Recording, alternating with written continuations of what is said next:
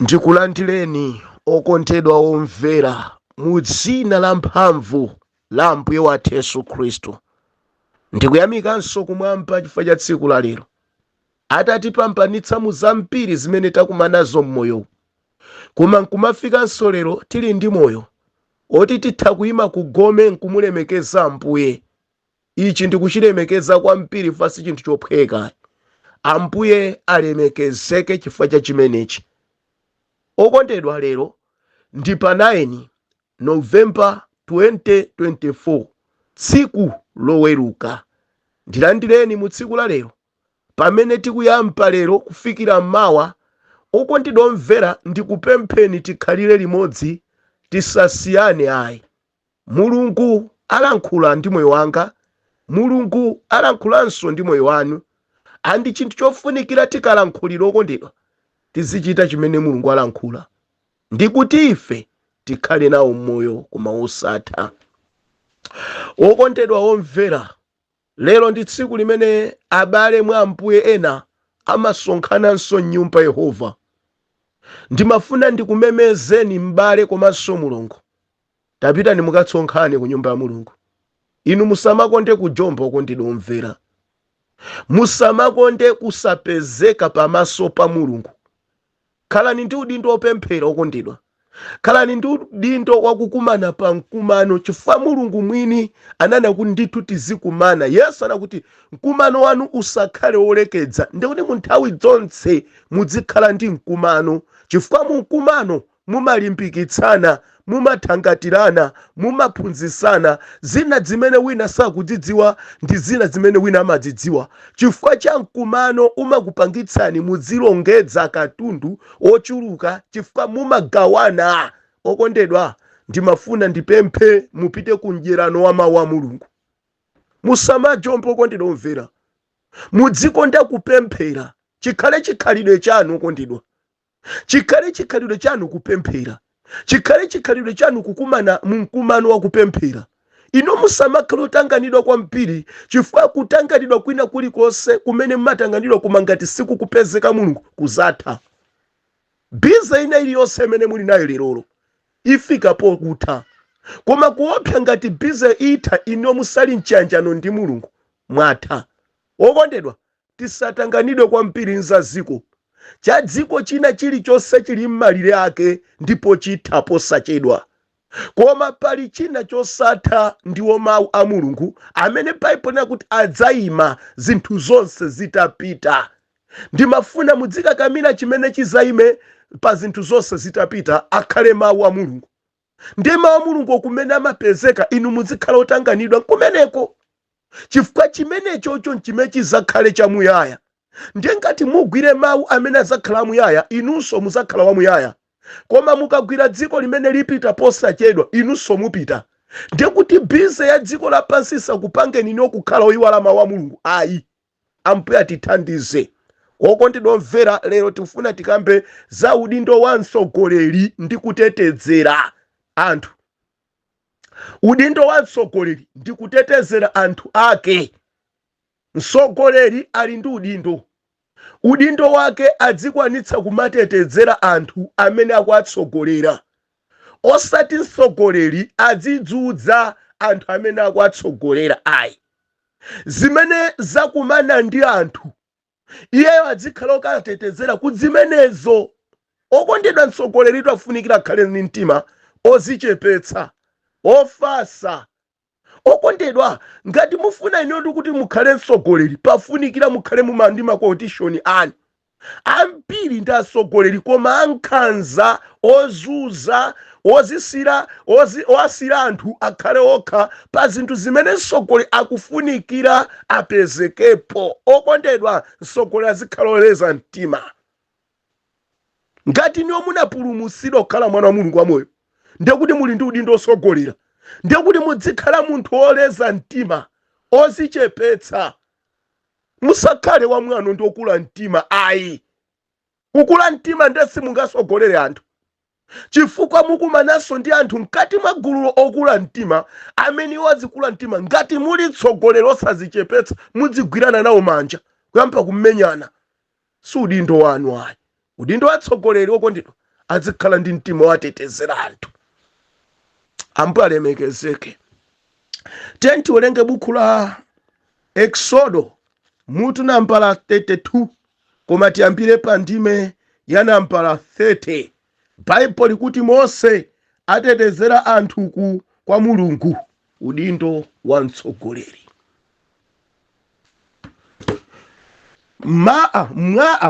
Mmawa mwake Mose anati kwa anthu onse, inu mwachita tchimo lalikulu.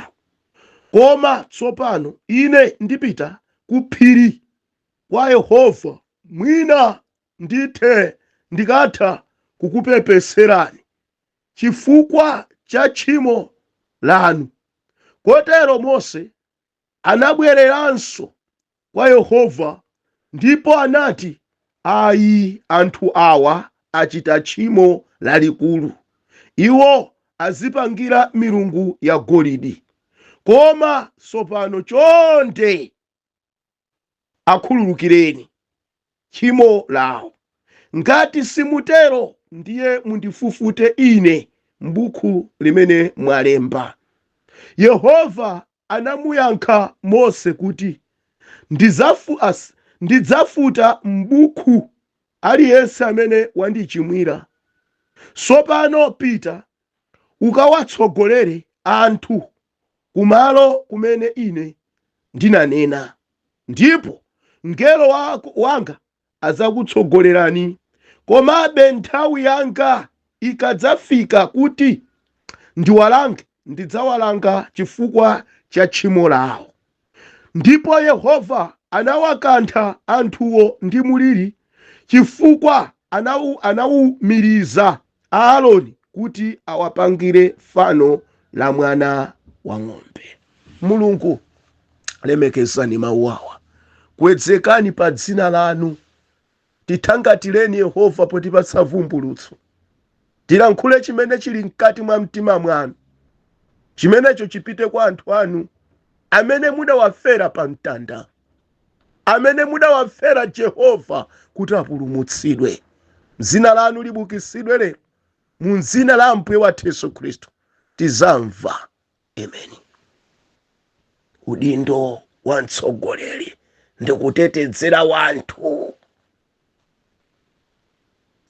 Sitikukamba za usogoleri woti kungokhala mtsogoleri nkumazoti zonse zanga. Ngati uli wa dziko ndiye nkumati nthawi yolemera ndi imeneyi. Nthawi yogula zomene ndi makhumpa ndi imene. Si usogoleri.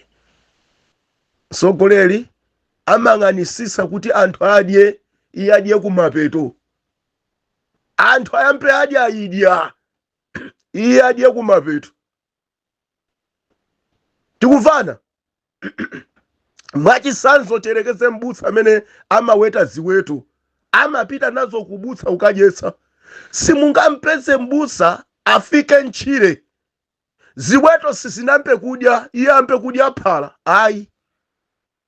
Koma amayambirira waonetsetsa akadzitsiye m'malo abwino a msipu wokoma ziwetozo zizikadya. Pamene akudziona ziweto zikudya, pamene akudziona ziweto zikumva bwino, ziweto zasiya kulira zikudya bwino, pamene pamasangalala kuti nthawi yakwana kuti kaziphikira nanenso phala ndidye, chifukwa phala langa lindifuna mkaka, andi mkakawo ndikama nkhosa iyo, ndikama ng'ombeyo, ndikama mbuziyo, oti ndiphikire phala langa lindidye. Ndiye sindingakame nkhosa ili ni njala, sindingakame mbuzi ili ni njala, koma ifunikira idye kuti mubwere mkaka. Ameneyo ndiye mtsogoleriyo. Koma sisi mene timaona matsiku otsirizano atsogolera kumakama nkhosa isanadye. Nkhosa ili njala nkumayikama. Ine sindidabwa nkamaona anthu akumauzana kunena kuti inu mwati muli mvuto. Pali vutoli, andi Mulungu akundilankhula za vuto lanu, koma pafunikira ndalama mwakuti kuti tikapangire sakuti, ndi kuti zimenezo tizipempherere. Tikazipempherera tikupatseni kuti Mulungu achite zimenezo, achite nazo. Nkhosa ya njala ikulamulidwa ndalama za mpiri zoti ipereke chifukwa cha anointing. igule anointing okondedwa omvera. Ndalama ichaja 100,000 nkhosa ya njala imene ifunikira itadya koma iyoyo chakudya ilibe, oyijesayo akuyilipirisa koma nkhosa isanadye. Okondedwa itakhuta nkhosayi simuichajaso ndalama yokha iziwa kuti mudindo wakutsogolera munthu samafuna atamadya ndekuti ine ndi udindo wanga kudyetsa chifukwa iye wandidyetsa. Okondedwa omvera, ndifuna ndikuonetseni kuti munthu amene amaweta ziweto akamazisamala bwino zikamanenepa zimampatsa phindu zimaswana. Ana aja ndi amene amagulitsa, akamagulitsa ndikuti amapeza phindu kuzera kwana chifukwa ngati iwe mbutsa ngati mtsogoleri ukumagulitsa nkhosa zikulu-zikuluzo, ukumagulitsa ng'ombe zikulu-zikuluzo, ndiye kuti ukusakaza, ukusolosa. Koma choyembekezera zidyese bwino zichulukane. Ana obadwawo ndi phindu lako limene zikupatsa iweyo phindu, koma ambiri tifuna tidye makolo ake tisadya nawo. Ayi, sudindo anthu otero amasauka kusaukirabe. Ndikukampa za utsogoleri tineyo munimvetse mawu ankulankhula mwavumbulutso. Ndikukampa za utsogoleri ndikuti ndikukampa kwambiri za utsogoleri wa mpingo, ndikukampa za utsogoleri wa dziko, ndikukampa za utsogoleri khaya okondedwa pamuzi. Ukuyeneka udzidziwa kuti mtsogoleri amakhala pa mpando anthu atakhalapo kale. Uonesese kuti aliyense ali pa mpando. Iweyo ukamakhala pa mpando ndiye kuti ena ake akhala kale, uwaonetsetsa kuti mipandoyo yakhalidwa. Usamathamangira ukakhala pa mpando pamene ena sanakhale pa mpando, susogoleri. Koma lero mausogoleri athu amene tili nawo okondedwa omvera, kodi amadziwa udindo wawo? Ine nkuona ngati utsogoleri pano pa anthu ali nawo pachangu, koma sakudziwa udindo wa utsogoleri ndi chani. Tikumvana okondedwa omvera. Nde apapa pamene tikuiwerenga apa tikumpeza mtsogoleri Mose uja amene Mulungu adamulankhula kuti akatuluse Israeli mwa Igupto. Anayitulusa nampa kuyenda naye ulendo.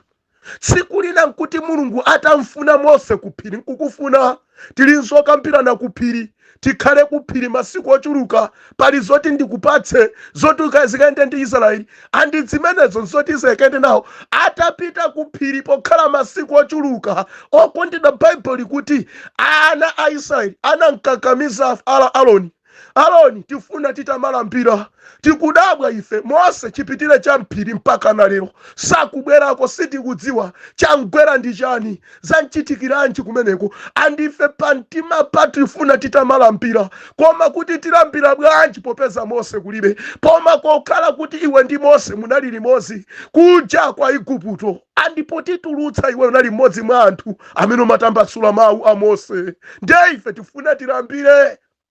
Akumudza yalibe china chilichonse chiziwiso cha usogoleri. Tili ndi anthu ena okondedwa amene timaona ngati ndi thandizo, koma chiziwitso cha zimenezo alibe. Tikangowaona chifukwa tamayima potero atiwononga. Mose ndi amene anali ndi usogoleri. Aloni analongothangatira Moseyo mu usogoleri. Andi Aloni si msogoleri ngati Mose. Ayi, munimvetsetse. Ndiye chimene Mose Aloni anachita. Pona kuti ankakamiza zinthu zimene si zake anangozivomera. Kuti kwa anthu ena adzivomera chifukwa choti niwo munangona atalalika mwati niwo mukuoneka mutakhala mbusa. Voice yanu imene kumatukira ya mphamvu mutokhala di mbusa. Zosatira zake anakwaniritsa kukhala di mbusa. Koma cha usogoleri mwa iyeyo mulibe. Ndifaka mafika polankhula kuti khomo losegula ngati simukumva uthenga wanga utulukani. Chiteko nchotsegula. Msogoleri amene okondedwa amakhoza kudzuka kukulatirani chifukwa chani sadziwa udindo wake. Koma amene amadziwa udindo wake amadziwa kuti nkhosa zikuyenera ziyankhula chonchi. Mutumiki siningangokumana ndi zonse zofanana malankhulidwe ayi, koma ine ndi udindo wanga zonsezi kuzitetezera kuchoyipa chisaononge ayi. Anasema fano. Aloni anasemera fano ana Israeli la ng'ombe limene nampa kulira mpira nkulikweza, limene Mulungu linamuyipira. Namusa Mose anthu ako kuchigono apambuka andisiya atsema mwana wa ng'ombe ayamba kupembedza chimenecho. chimenechi chidamukwiyitsa mulungu mpaka padachitika chilango chachikulu ndikungoyidula siku mene tili. Anachita chilango chachikulu mulungu kuchitira wonse amene anayamba kupembedza chimwana cha ng'ombe. Ana Alevi okha ndi amene anakana kuti ife sitilambira, tioneka opepera koma sitilambira. Chifukwa mulungu wathu anatiuza kuti musagwadire chilichonse chopangidwa ndi anthu koma Yehova yekha. Ndiye kuti ife fano lina lililonse sitilambira. Nthawi iyi amaoneka ngati ndiopepera. Okondedwa, ukamakana kuziphatikiza kuzimene anthu akuzikonda, anthu amakutenga ndiwopepera. Koma sikupepera, kupepera kwa lero nkuchenjera kwa mawa. Iwe chofunikira udzingoyimabe pa chimenecho, olo dziko litanena apepera khanga ndiosalira za masikulono ati sakuzisata, iwe makonda zachikalekale. Iwe vomereza ndi makonda zachikalekale. Chifukwa ukonda zachikalekale lero mawa adzakhala abwino. Sisi ndiye anapembedza chimene mulungu sanakondwere nacho. Kufikira mulungu adawononga anthu ambiri okwana almost 30,000 anaphedwa. Mose ngati mtsogoleri anadziwa ndi udindo wanga ukapepesera kwa mulungu, ndikawatetezere pa choyipa chimene mulungu ayamba kale kuchichita. Chifukwa ngati sindipita kukatetezera kwa mulungu, ndiye kuti anthuwa awonongeka. Ndiye kuti ku Israeli Aisraeli ndikupita nawo kwawo ku Kanaani, ndikafika ni ndani ine? Udindo wa mtsogoleri. Amamva kupweteka anthu akamachoka pa mpingo, amamva kupweteka anthu akamachoka mziko, amamva kupweteka. Samakhala mmodzi mwa anthu olimbikitsa anthu achoke, koma amakhala munthu omva kuwawa, amakhala odzifunsa kodi dziko langali anthu akulithawa chifukwa chani? Kodi chikuchitika nchani kuti anthu atsiye? Ndi amakhoza kutchera kutu amvenso malingaliro, amvenso sowa za wanthu zimene zikwapangitsa anthu kuchoka dziko lokhala lawo. Kodi akuchokera chifukwa chani? Amafufudza. Pamenepo akadziwa vuto amayetsetsa apange kava pamenepo kuti anthu asamachoke dzikolo. Chifukwa ngati anthu akuchoka dzikolo ndiye kuti muli china chimene chikwachotsetsa dziko. Ngati anthu akuchoka pa mpingo ndiye kuti chilipo china chimene chikwachotsetsa anthu pa mpingo. Ndiye mtsogoleri samangosangala kuti anthu azichoka pa mpingo, koma amakhala ndi nthawi yofufudza anthu akuchokeranji. Ndi adziwe chimene chikupangisa kuti chimenecho achichotse pakati pawo, chisachosenso anthu. Mwina m'malankhulidwe, mwina nzochitika, mwina pakuchuluka madimandi, zimene zijamadziunikira mpaka naye sese njira yoti azichotse zoterozo kuti anthu akhazikike. Inde namachoka chifukwa chakudana ndi uthenga wabwino. Aliponso okondedwa anthu ofuna kuti uthenga wabwino wazuzula chimo usamapezeke pamalo, koma dzingomvapo nkaka koma kwenda mu uchimo. Alipo koma nsogwa mafuna adziunikira. Kodi ndi uthenga wanji umene anthu akulandira? Kodi uthenga umene akulandira nkoyenera kuti achoke? Ena amachoka chifukwa akusemphana ndi uthengawo, chifukwa anthu osafuna uthenga wabwino pa mtima pawo. Mtsogoleri azidziwa zimenezozo. Ndiye Mose atadziwa kuti Israeli achimwa, anachita kunena kuti ndipita kwa mulunguyo, ndikuchokera komweko ndakhalako 40 days, komabe chifukwa ndi udindo wanga ine ndinakhala kapolo pa inu, oyendayenda kupempha mtendere kuti mulungu abweretse mtendere pa inu, ndibwereranso. Okondedwa, mtsogoleri samazimve kutopa ayi. Mtsogoleri udindo wake samazimve kutopa. Iwe ndi udindo wako unasankhidwa ku ntchito imene kuti ukatsogolere. Kodi ngati ututope ndakhala pansi, atapitirize ntchitoyo ndani? Ambuye atithandize. Ndibwereranso. Mawa ndipita, ndibwerera kwa Yehova pokhala anthu nonsenu mwachita tchimo koma lalikulu. Koma tsopano ine ndipita ku phiri kwa Yehova, mwina ndikatha kukupepeserani chifukwa cha tchimo lanu. Sikuti nkuchimwa kwa iye ayi, iye sanachimwe, koma ndipita ulendo ntinzipita mphiriwu ndi wakuchimwa kwanu. Ndikwera phiri ndikasala kudya ndikapemphera, sikuti ndikukapempherera zanga koma za inu. okondedwa mtsogoleri amafika poti sagona tulo, sakugonera iyeyo kuti ali m'mavuto amene afuna mulungu anthandize.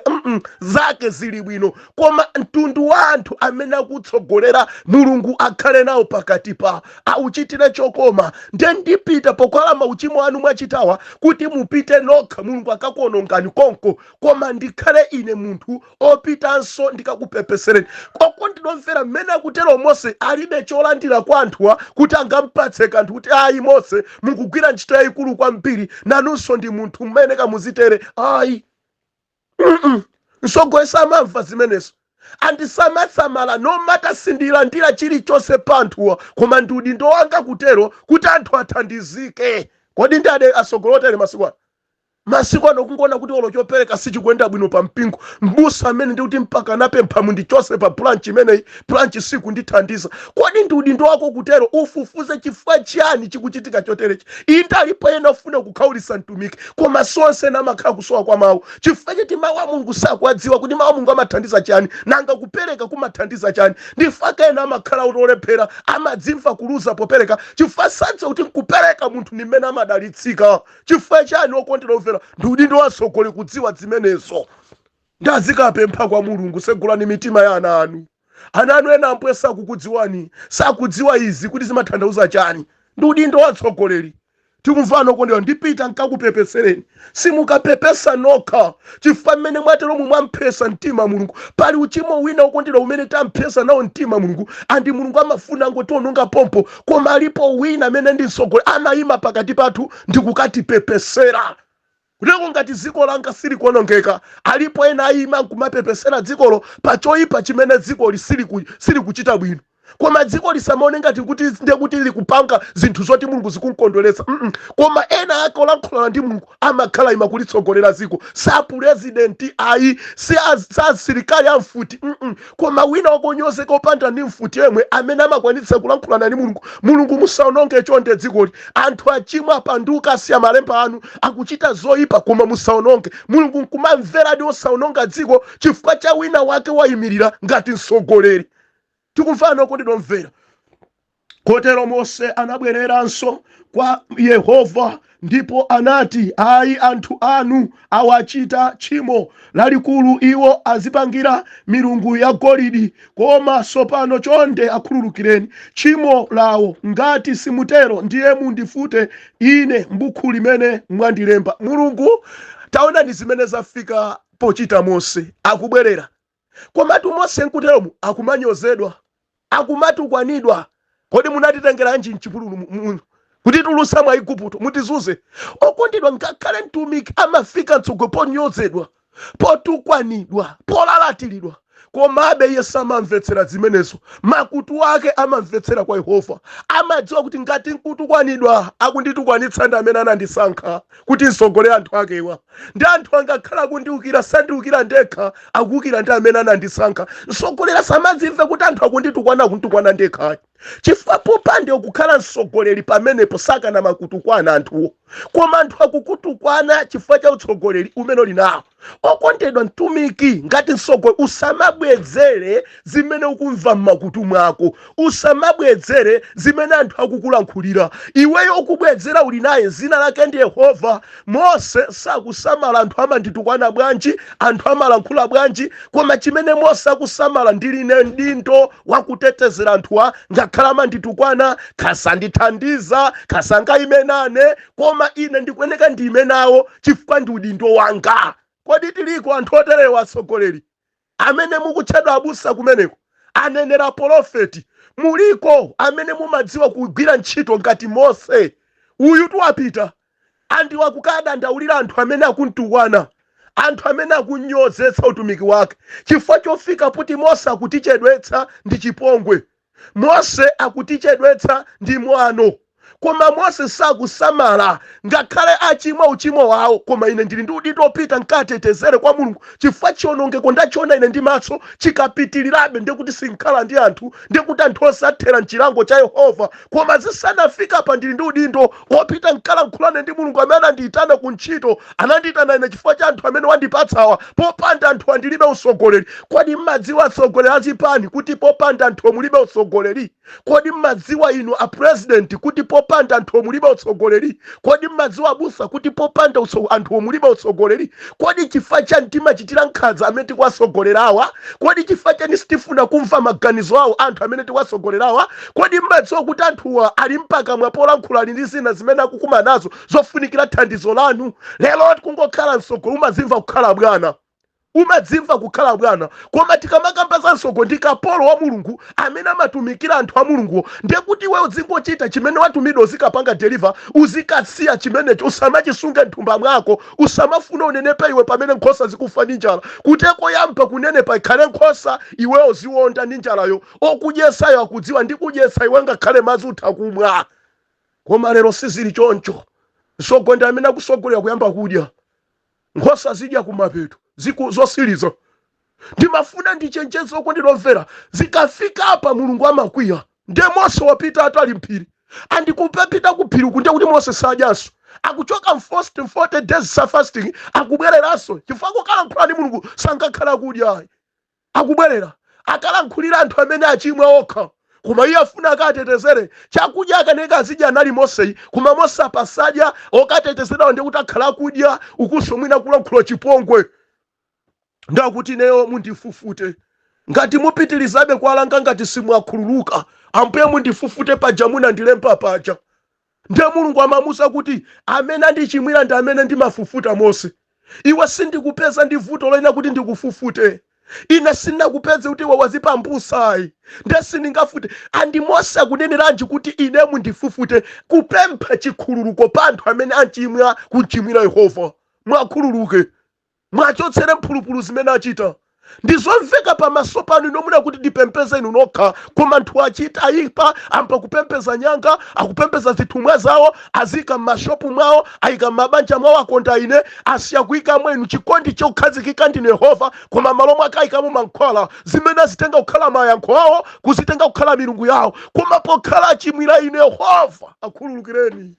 Musaononga anthu angokanika ndi kudziwa mbuye, koma akhululukireni okondedwa omvera. Ngati simutero paja pamene munandilempa paja m'buku lanu mundifufute. Mundifufute faja anthu anuwa.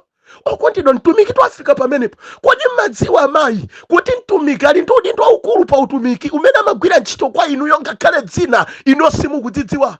Zambiri zimene zikutetezeka pa banja lanu, pa ntchito panu, pa business panu, mtumiki amakhala ndi nthawi yopembedzera yobuza Mulungu, ambuye samalirani dziko lanu, ambuye samalirani anthu amene mwandipatsa, ambuye samalirani dziko. Imani pamene ambuye papasuka pakonzeni kuteko china chake chikuchitika moyo pena pako kuyenda bwino chifukwa cha mtumikiyo sogoleriyo. Koma anthu sitimadziwa ntchito ya msogolo kuti amagwira ntchito yolemesa imene first tingayikwanitse. Malo mwake timantukwana, malo mwake timanyoza, malo mwake timamusiya kutali ndi ifeyo.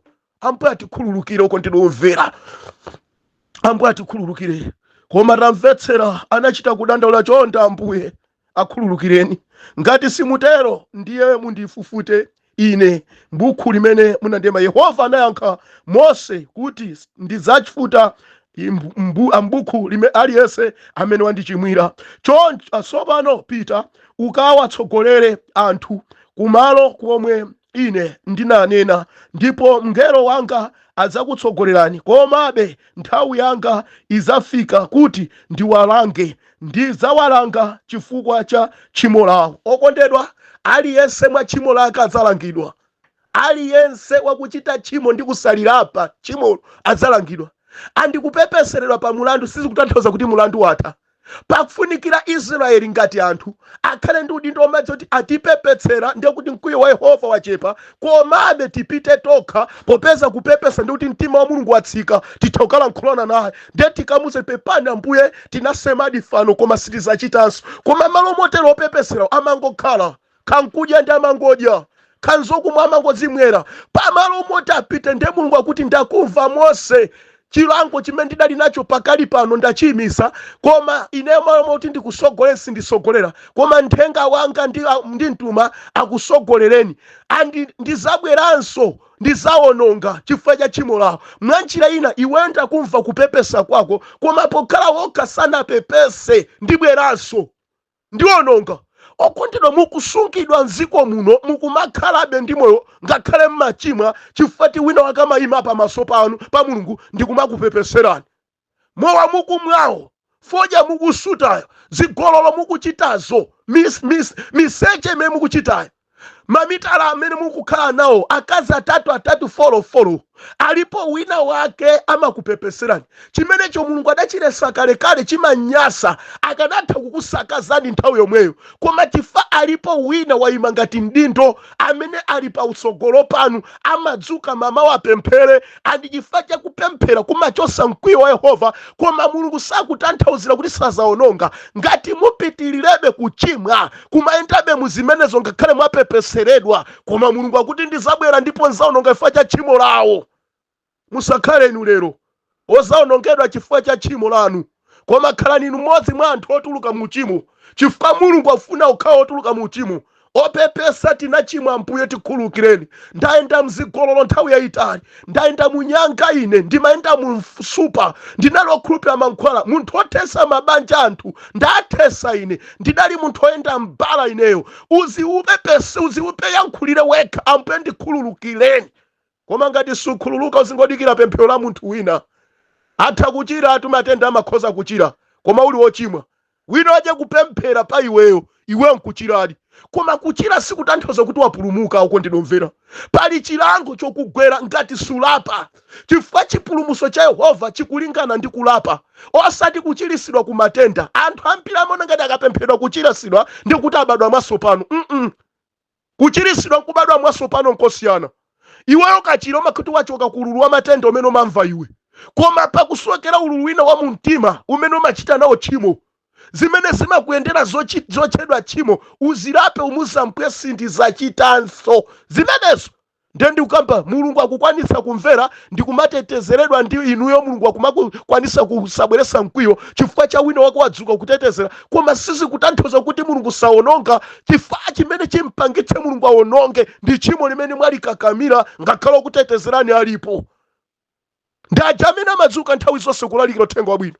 Musamatere kuti akumakhala kukutetezerani. Malo moti Mulungu akuonongeni muyende njira iyi asakuonongeni, koma anthu amakanikabe nkumendabe moyo wachimo atikula mtima. Koma kuti nzabweranso ndenzawononga chifukwa cha aliyense chifukwa cha tchimo lake, kuteko aliyense mtundu wa tchimo ndi umene wanyamulira chilango chake, kuteko kufuna kuti usiye chilango ndipo khapokha utasiya tchimo. Chilango sitichichosa pa ife ngati tchimo lilipo. Tchimo likakhalapo chilango chilipo, koma tchimo likachosedwa pa ife ndi kuti chilango tachosanso cha Mulungu. Tikufana okondinomvera, Ambuye atithandize. Ndiye Bible kuti ndipo Yehova anawakantha anthuwo ndi muliri chifukwa anamumiriza Aroni kuti awapangire fano la mwana wa ng'ombe. Sanafune kulapa. Ngati Mulungu anawalanga ndi miliri, anawakanthanso, anachita kumawumiriza atumiki Mulungu. Muzichita zotere. Mtumiki mufuna aziyendera maganizo anu okondinomvera. Mtumiki aziyendera zimeneno mukufuna. Tifuna zakuti. Okondidwa sudi ndo anu. Ndiye Mulungu akuti anawakantha ndi muliri. Zina zimene mukumanazo chifukwa kumapanga force atumika Mulungu. Mumapanga ziyendera maganizo anu pamene iwo amendera maganizo a Mulungu. Zosatira zake umakumana ndi minyozo, umakumana ndi zopweteka zikwapu za Mulungu, zimamba kukukwapula. Matenda ena osachirisika kuti kupita kuchipata osapeza. Zina okondedwa sikuti zingoza, koma chifukwa ino mumafuna muzipanga utumiki wa Mulungu kuti mtumikiyo msogoleri azisogoleredwa ndi maganizo anu osati a Mulungu. Zimene zija Mulungu amakwiya nazo. Ndimafuna ndikupempheni ngati anthu chonde okondedwa omvera, mudziwa udindo wanu, asogolera Mulungu amene muli patsogolo kutumikira ndi udindo wanu kutetezera nkhosa zanu, osati kuzilowesa m'mavuto. Musamazithamangitse, koma pafunikira mutetezere kuzoyipa zimene zimachita. Ino musamakhale mmodzi pa moto, koma muzikhala ndi kutetezera. Ino mukhale mdindo omadziwa kuti nkhosa zangazi zikuyeneka ziyende chotere, koma ngati zachita chotere ndi udindo wanga ndi kuyima pogumuka nkupemphera kuti Mulungu alumikize chiyanjano pakati pa nkhosa zimene kuzitumikira ndi Mulungu, pakhalenso ubale ndi udindo wanu, osati kuzithamangisa, osati kuzimwalamwaza. Atumika mpiri timangomwalamwaza nkhosa, atumika mpiri sitisamala nkhosa. Ndi makampani malo moti tizisamale, malo moti tizionesese kuti zikudya motani, zikunenepa motani, kodi zikupachola, zikapochola ife timazitetezera bwanji kuti zisapocholeso. Malo mwake timazisiya zizipochola, malo mwake timapa kuzilalatira nkhosazo. Okondedwa, si udindo wa munthu kulalatira nkhosa, koma kusamala nkhosa. Ndi ukampa ichi ndi atsogoleri onse amene ali patsogolo posogolera anthu, ndi udindo wanu. Ambuye akudaliseni pamene mukulingalira za udindo wanu, monga mosachitira. Mulungu akudalitseni akomere mtima. Tikumanenso mawa ngati mkwatulo suchitika mu dzina la Ambuye wathu Yesu Khristu. Amen.